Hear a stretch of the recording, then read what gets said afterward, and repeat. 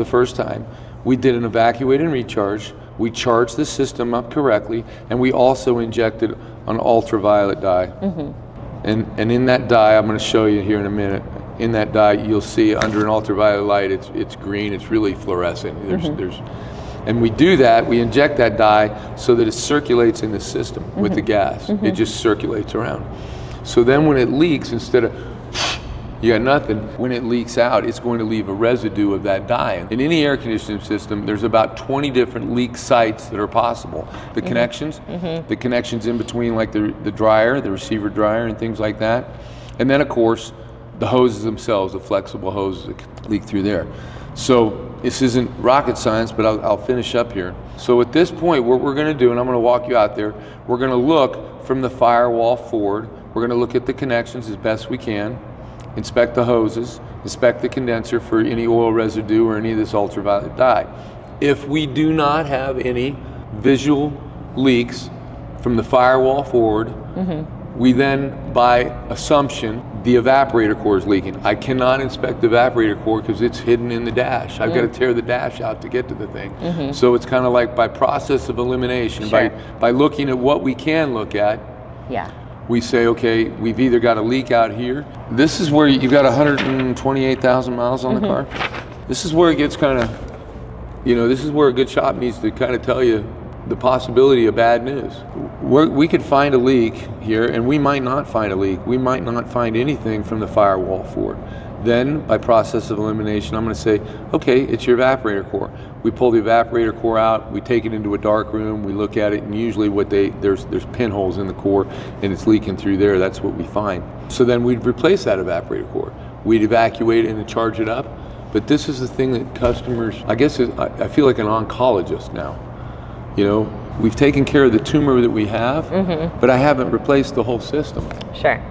I've still got a client that's got a new kidney, but his heart and his lungs and everything else are old, 128,000 miles. And they could start leaking too in the future, so this could turn into, I fix it, and hopefully, fingers crossed, 90% of the time, that's the end of it. That's the end of it.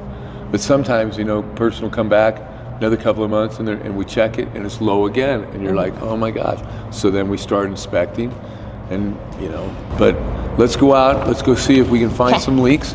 This is the machine that the other shop probably didn't have. There's different ones. You have to have different ones for different freons. There, sir. Okay.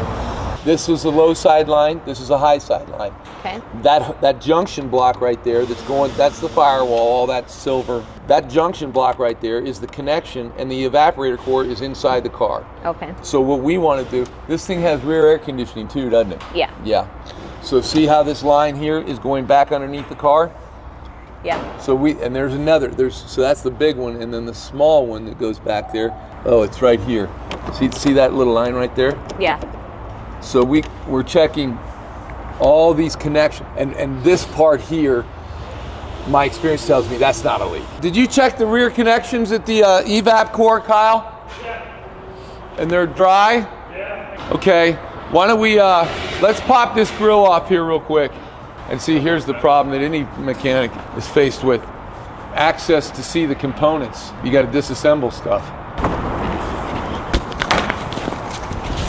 When I was talking to you in there, I didn't know that you have 2 evaporator cores.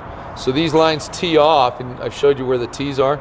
So these lines tee off, you just tee them off, and they go to the rear of the car. There's a second evap core, and there's a fan blowing across that one. We're going to inspect everything that we can find visually.